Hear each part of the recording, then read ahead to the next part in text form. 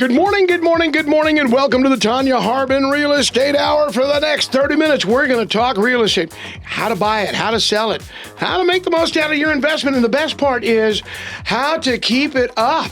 I'm telling you, more and more every day, I guess, as the house gets older year by year, things begin to happen, and I start looking around. So recently, I had to have some things done. And Tonya, I need your help more than ever before because you are a real estate genius, all right? So, because when you're getting ready to sell a house, everything's got to be pristine, right? All right, we're going to find out from Tonya Harbin Real Estate because she's in the house. She's on the mic. She's busting a move, kicking it live. What, we're going to do a rap song this morning? I guess you are. Let me tell you a story about Tonya Harbin. All right, so we'll start with that. Tonya, seriously, when you're getting ready to put your house on the market, it's got to be pristine. Yes, as clean as you can get it. As decluttered as you can get it is the best way. Although right now we have a shortage of listings for sure. We really need more houses to sell. So even if your house is not pristine, it'll probably sell. Well, Although, there's lots of houses too that have multiple offers. Again, we're back to multiple offers here in Abilene for $300,000 and less in price range. But again, we want to try to get as many offers as we can on your house. So the more that you can get decluttered and get it in shape, the better. Well, let me give you some examples then. What if I have a one, possibly two bedroom home, one bathroom, one carport. Doesn't have a garage or anything. It's just kind of a small home, toward the center of town, closer to First Street, north or south. How pristine does that have to be? And then you got something, and what are they selling for? Those houses around that, I'm saying downtown. We just have to come and look at it to see. Are they still wanted even though, because I know we got a ton of AI, and they're all wanting to buy these homes and rent them out or whatever, right? Yes. All right. So, any house that you have, just call us and we will come and look at it no matter what the price. All right. Or the condition. And sometimes, we'll even buy it from you. So if it's a house that needs a lot of work, you can call us and we'll see what we can do. What about my house? It's 5 bedrooms, 4 bathrooms. I'll give you the 1 bedroom, 1 bath scenario. How about a 5 bedroom, 4 bathroom? Are those houses wanted also? Yes. All houses. Really? Mm-hmm. Is that? I'm wondering if I just ought to go get myself a travel trailer because they're putting in these travel trailer parks and go live in it and rent mine out, lease mine out. You could do that. Is that a way to make a good income? It could be right now. It could. All right. That said, I know that everybody that I've been talking to, they're saying, oh, the housing market is crazy. Yeah, whenever you see the national news, it just doesn't pertain to Abilene. So we're just different here. Because if you watch the national news, it's a lot slower across the United States than it is here in Abilene. Yeah, and I don't like talking politics on the airwaves because everybody's got their own opinions. Mm-hmm. Some like mustard on their fries, some like ketchup on their fries. With that said, they're saying that they want to lower the prices on homes in America. Will that affect us? Because we have a great want for it. And although they're up there talking in Washington, D.C., I don't know which parties are saying, we're going to help lower housing prices. How are they going to be able to do that when we have a housing shortage here? I think they're talking to you about building more homes, doing different things, so that builders can build more homes.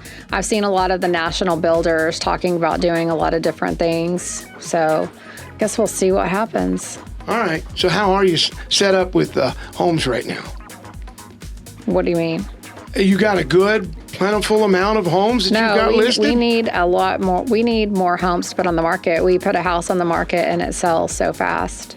All right, if you will call her right now while we're on the radio, you could call her and the phone's going to ring and, well, Tonya's not going to answer it, but hey, Kayla. Caleb will answer it. Caleb will answer it. Amanda, can you answer it too? Of course, you're answering the phone almost 24/7. That's right. All right. Lots of people looking. And I saw where you're also adding more realtors to your staff. Yeah, we are looking to hire more real estate agents. So if you have your real estate license and want to be with a great team, then give us a call. And that is the magical word right there. Tonya Harbin team, right? Yes. All right. So part of the team, and you even have your own marketing team. That's right. Caleb and Amanda. Caleb and Amanda, they're the marketing team? They are. And they do all the shooting of the videos and everything? They do all kinds of exciting things around here. All right. With that stated, the market is going crazy. I know that Abilene, and it's not just in Abilene. I'm finding that, because I had some friends said, well, we were going to sell you some property so you could come out here and live in the country with us. And I was like thinking, 4 or 5 acres. Now I'm being told, still best friends, even though they said, I'm taking that card back because I'm selling some of that land. And they're saying they're crazy prices for there's not even a house on it. There is a property that was listed this past week. It might have a couple of, maybe a mobile home, and I don't know, there was maybe 3 structures on it. It's right by where Lancium owns some land, and they listed it for $6 million. What? I can't remember. Amanda, do you remember how many acres that was on Summer Hill? Maybe it was either 37 or 67, something like that. Well, Summer Hill, yes. Yes. 6. Yeah, it was crazy. So, I mean, I'm not saying I don't know if it's going to sell for that much, but we'll check back in. And you said it might have a mobile home on it. So it had a couple of structures, maybe a barn dominium, and there was a couple other structures on it. So, yeah. Crazy. And a tank. We'll just see what happens. Well, it's, 2-story mobile home. You ever seen one of those? I mean, no. With that, I heard Byron over there kind of chuckle a little bit because I've always said if I ever move out to the country, I'm going to buy my wife a mobile home. A 2-story one. I don't think I've ever seen one. From Hat Creek Foundation Repair, Byron Karnes, have you ever seen one? The train cars, yeah. The train cars. That's not really a mobile home-ish, a little bit. But no, I have not seen. Well, maybe I have, but a 2-story mobile home. It was probably a hillbilly special though, and you probably wouldn't want to walk on the 2nd story. Yeah. Let's put it that way. You'll end up on the 1st floor in the middle of the night. I was going to the bathroom and I ended up in the kitchen making coffee. A lot of duct tape. Yeah. A lot of duct tape involved. All right. So Hat Creek Foundation Repair.com. Hat Creek Foundation, is it repair or repairs? Repairs with an S. All right, plural. All right, because they do all the repairs. Have you been busy? Very. No, we stay pretty busy out here. The housing market's crazy. Tonya and I just talked about it, but man, I don't know what's going on. If I've got a cracked foundation, am I going to be able to sell it? Oh, yeah. The majority of what we're dealing with right now is our houses that our investors are getting involved in. They're really in disrepair. They've been vacant for years, and they're trying to get those and rehab them and get them on the market. So we do a lot of foundation work on old pier and beams here. That could be a good thing. There's so many vacant homes too, and people go in and fix them up because now they're wanting to either sell them or rent them out. I mean, that's redoing Abilene. Yeah, I've got a handful of new investors who've come into town who are trying to buy as much as they can and get them on the market because they know that there's folks who are coming here soon that are going to have places to live. But those houses that have been sitting vacant, probably even more so, have foundation issues. They have it all. Foundation, electric, water, everything is a mess in them. But we always start with the foundation first. Whatever you're doing and whatever you're building, you start with the foundation. So we usually get out there first, either excavate it, or if we do have access, get underneath it, see what it needs, and then from there, get it taken care of. This bad weather we had recently, it put its toll on foundations and water. And water puts its toll on foundations. And the electrical work, they all take their toll out on the foundation repair. And now the thing is, because we've had a lot of squatters moving into vacant property. I have met some of those squatters on some Have of the you vacant really? property. Yes. One of my house has squatters. You want to go there and meet them? No, I do not. Not today.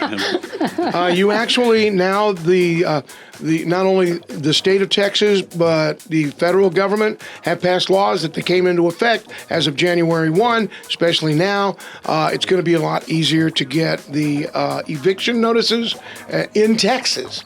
And especially in Taylor County as they pass some more ordinances because we have a lot of that. Yes. They're breaking into not just residential, but commercial as well. And are you having many problems like that? One of our personal houses, we had it vacant. We were going to do a few repairs on it before we put it back on the rental market. And my husband went over there and he's like, somebody's like fixed up the yard. And anyway, so he went to the back door with his gun. Probably shouldn't have done that because squatters do have rights. And opened the door, and yeah, there's like a whole family, 2 families living in there.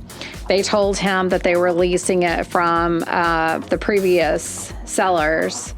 And anyways, they'd made their own lease. Thank goodness, last week, the water department called me and they said, Tonya, this does not look like one of your leases, but these people brought me this lease and said that you were leasing it to them and they wanted to get water turned on.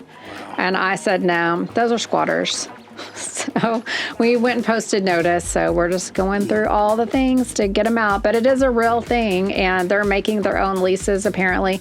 We looked these people, they gave us their driver's license to look at, and we pulled them up, and they've been arrested several times for living in vacant houses and all the things. So a lot of fun. One of the last ones we did, it was basically a duplex, but the property, these folks have been living there for months. They had no electricity, no water, basically living in the dark. And I guess they were siphoning when they could, plugging in next door to get some power. But the inside of that home was Trashed. very, very hard to, I don't see how they could survive in it, but they did. Well, these people cleaned up our house. It was looking good. They asked my husband, they said, they were telling him they'd been scammed by... That's But the game. they weren't scammed. I mean, we looked them up. But they were asking him if he could fix the hot water heater, and if he could put in a wheelchair ramp for him. Oh, and then the next day, CPS called me too because they're, in that in that too. So, anyways, yeah, fun times. So they're going to start building some new houses. Yeah. I mean, that's the exciting part of renting. You're just, that is something.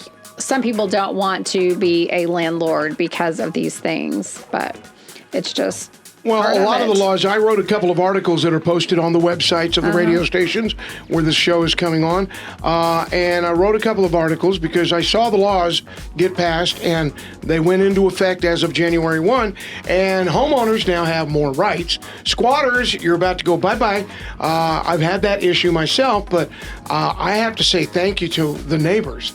They showed up over there, like you said, with firearms and said, we don't want you kind of neighbors around. Get out. We know who owns this house. And so they called me up and they go, you need to do something about this house. So I went down and talked to the Justice of the Peace, got the paperwork that I needed. At the same time, I was given some advice by a couple of lawyers and a judge. And I went, I will take that into consideration. And I went straight to the store, bought the proper signs, put them all up. Trespassers will be prosecuted and taken off the property. And it is private property, and it's no trespassing at all. You can't just have no trespassing on it. You have to give them the rights on it. So, Well, out in the country, everybody's got purple on their fences. yeah, that's a very dangerous sign. Yeah. Because What does that mean? No, it's Posting purple is the color. Yeah. Go ahead, Byron, I'll tell you. That's about all I know is if you don't want to pass that pole, because there's a good chance you're not going to come back on the other side of that pole. I wrote the article about 2 years ago. It's still posted on the the station app. But here's the funny part about it is posting purple is a color. And you think, where can you buy that? Well, you're going, I can go probably to, Lowe's or the, Home Depot.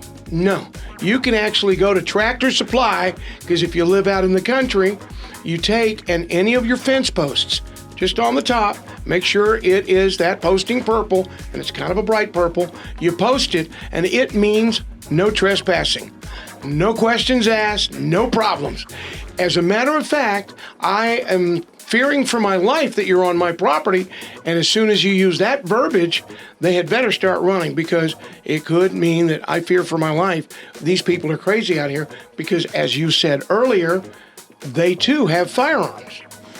So if you fear for your life, you may have to. You may have the right to, protect yourself. So just start painting all your rentals purple. Posting purple on the fence post. Maybe a purple roof. Yeah. Paint the house purple. Yeah, exactly. It's crazy out there right now. So posting purple. Who ever thought a color? And why purple? Is it a passion color? I don't know, but it definitely catches your eye in the country, because there's no purple in the country. It's all green and brown and cows and whatnot. But yeah, and to me, I see posting purple. As a matter of fact, I live in town, and just down the street from the mansion, and there's one of my other neighbors who's lived there as long as I've been there. Actually, he was born in that house, so he's been there a few years longer. And what's really cool about it is when I pull up my driveway, I can see from my house, it's not even an eighth of a mile, that I see the posting purple on the tops of his fence and one of the gates.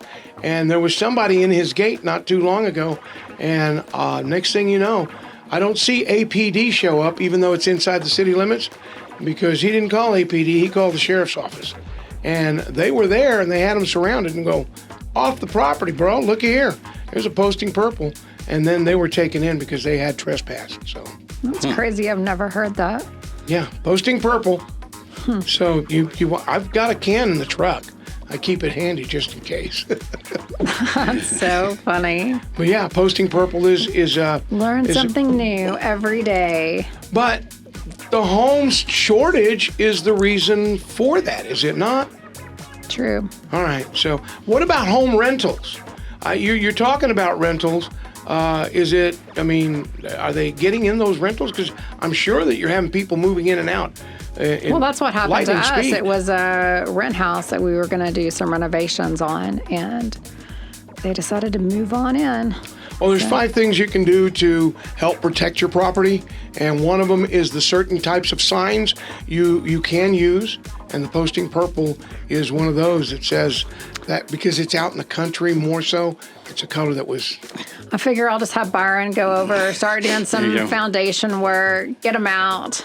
Get into the house, start making some noise, scare them. See what happens. Or just call my grandparents, neighbors, or my parents and neighbors who are like going, they don't fit in this neighborhood. They gotta go. And I'm like, whoo, man, you sound like Grandpa now.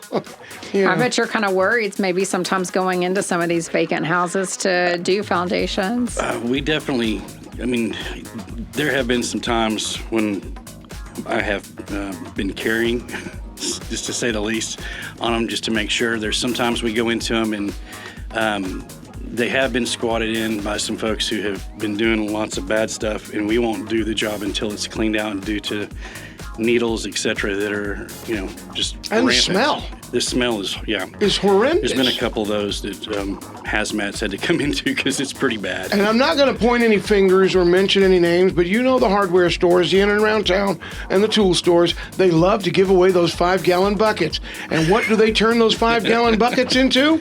Potties. That's the toilet.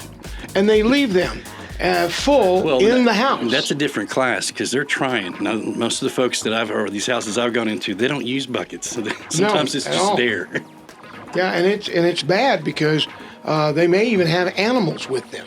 I called one realtor. I went into a house and found something like that, and I called him. I was like, "Hey, man, did you leave me a thank you card for coming over here?" And I sent him a picture, and he was freaked out. He's like, "I don't know how somebody got in there. They had everything boarded up and nailed." I was like, "Well, they did. They got in here and left you something, so I'm leaving." Yeah. That's crazy. Yeah. I had one where the grandparents' house, the garage door was kicked in and taken down. That's how they got into the everything else had been shuttered and shut, and nailed and screwed. I like to use 3-inch drywalls to put the boards up on the windows and doors, but that didn't even stop them. They get in any way they can. And apparently we have a growing problem with the homeless situation, as I have learned that we've had some other counties in other parts of the state that like to buy bus tickets one ways to Abilene and tell them to go look for certain organizations that will help them find a place to live and find work. And the law enforcement agencies in different cities go, "Here, buy them a bus ticket and send them on." So instead of housing them in jails, they send them here to Abilene because, hey, we've got an AI growth going on and we need more homes, right? Mm-hmm. What's going to happen in about 5 years when all this AI growth is over and we have all these, what do they call these mobile homes? I don't know, trailers, RV? Travel trailer parks. Travel trailer parks. Can we turn those into, places for the homeless? I don't know. I know that those places come with a lot of restrictions, or most of them do, the ones that are above board. So you have to carry insurance. You have to sign a lot of stuff. I had a friend of mine who lived in one for a while, and they weren't just letting anybody in. You did have to be, kind of above board. You couldn't just come in there and... Oh yeah, you had to drink the good bourbon, not the cheap whiskey. Right, no Kentucky Deluxe. So, just the good stuff. And I was like going, yeah, and there's certain beers that they don't want you drinking in there. Don't throw the beer cans around. But no, in all sincerity, yeah, they've got some restricted rules, and a lot of that because there are kids there as well in those travel trailer parks. So they have to be careful with that. All right, so the housing market. Let's get started with homes. We have talked about it, cold weather, and I asked if you were busy because I know that the cold weather and the ice, and we have another freeze coming, and it's just days away. What are your thoughts and your opinions, or better yet, Hat Creek Foundation Repair, sir, can you give us some advice how to better protect our homes? Should I go water my foundation? No, but I would insulate every outside pipe you've got for sure. We've dealt with several this last week that weren't taken care of during the freeze, and people got a lake under their house. And before we can do anything at that point, all that water has to dissipate and dry out, which takes a while. So it doesn't take much for it to cause a lot of problems. And I had little space heaters in every bathroom of my house with the cabinet doors open and the little space heaters running because there are clearly 3 bathrooms out of the 4 that aren't being used because there's nobody but my wife and I, and we have the one in the primary suite. I learned how to say that. Primary suite and did that. But those same buckets we were talking about earlier that they give away for free when you go to the hardware stores can come in handy when you can't find the little styrofoam cups, to put on your outside pipes. Oh, yeah. I like to use the cinder blocks. I just get a couple of cinder blocks and those, because everybody's got, bricks or cinder blocks lying around somewhere. And so I use the buckets. I take old T-shirts or whatever I need to, wrap it around there, take some saran wrap, like, the cooking saran wrap that my wife uses, wrap the T-shirt around that, then put that bucket over it with a cinder block holding it on there, and guess what? I have covered up that pipe. And also, if you're on well water, let's say you have a well house, it's very important to insulate that, and any pipes that are exposed going into that, to the pump, they sell a warming cord. I can't think what it's called exactly. I bought several of them, but Home Depot and Lowe's has them. You plug them in, the cord stays warm. You wrap that around the exposed pipe, and that keeps it from freezing. And if you have an older well, you may need to get in touch with a good plumber or a well service guy to get out there and check it out.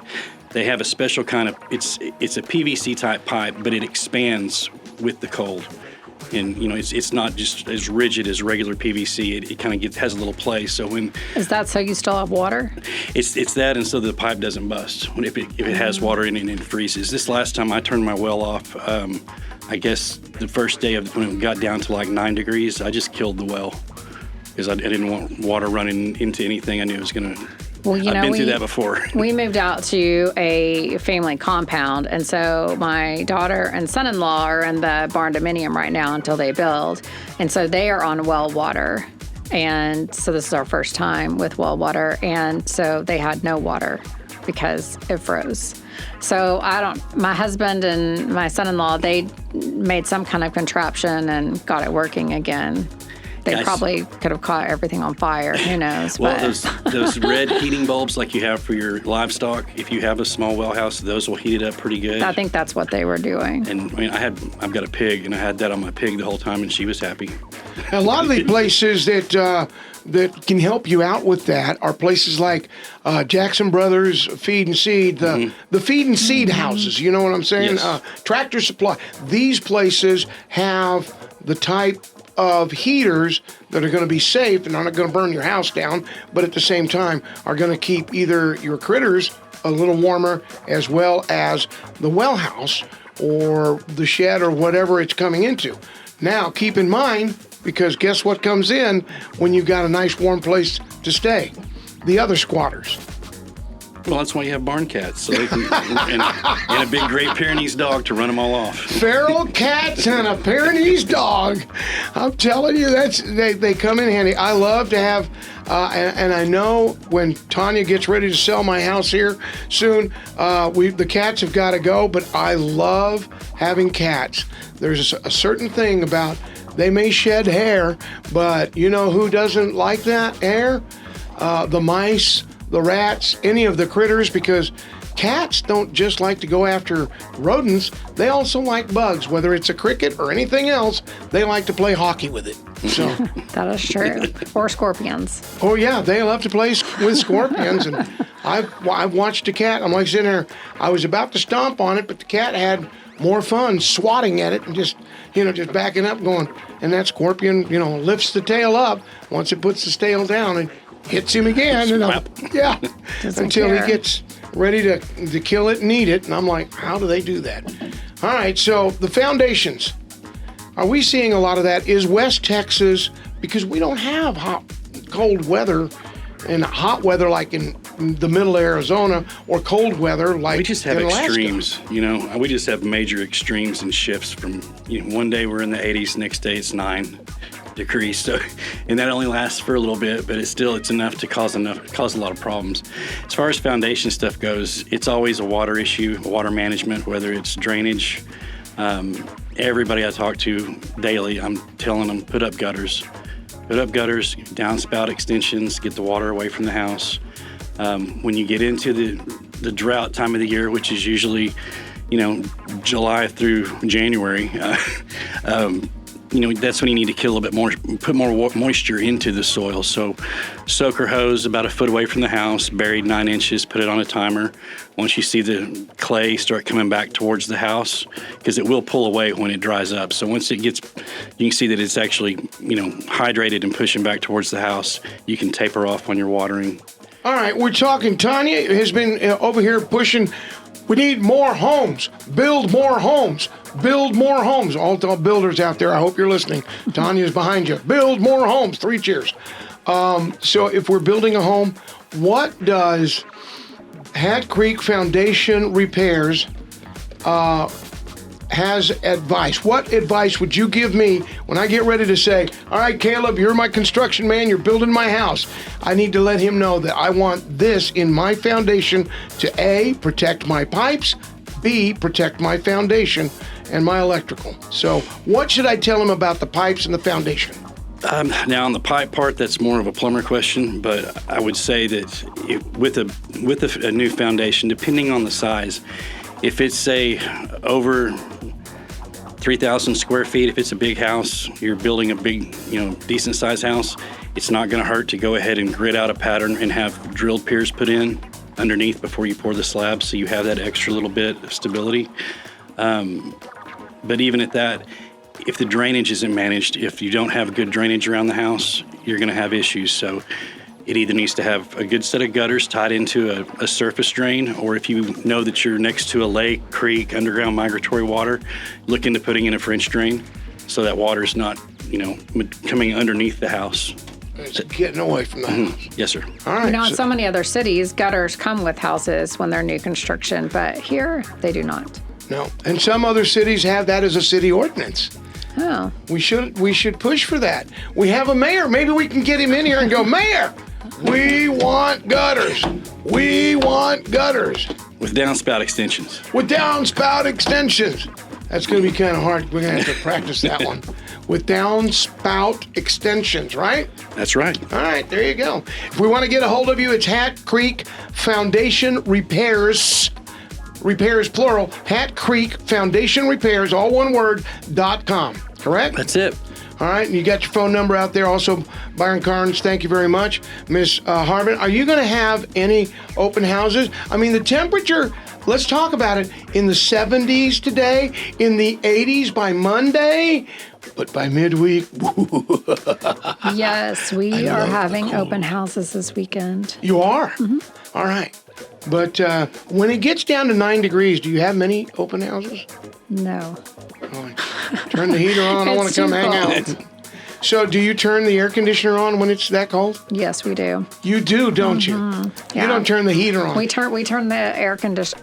You know what? I almost took a picture of my thermostat the other day when it was so cold because I had it at 63. And you were happy. I was happy. I mean, when I sleep. Now, when I wake up, I turn it to 68. But I also got an email from the electrical company, and they said to keep your thermostat at around 68.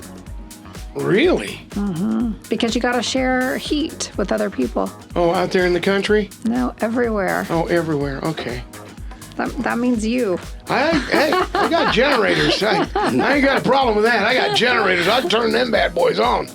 All right. With that said, if you're looking to buy, sell, or invest in real estate, there's only one way to go. Tonya Harbin Real Estate, brokered by Real. That's Tonya Harbin Real Estate, brokered by Real. 325-603-3550. 325-603-3550. Or see her at TonyaHarbin.com, TonyaHarbin.com, or Facebook at Tonya Harbin Team. And then start packing. You're going to be moving soon. This is KYYW, Abilene, Texas.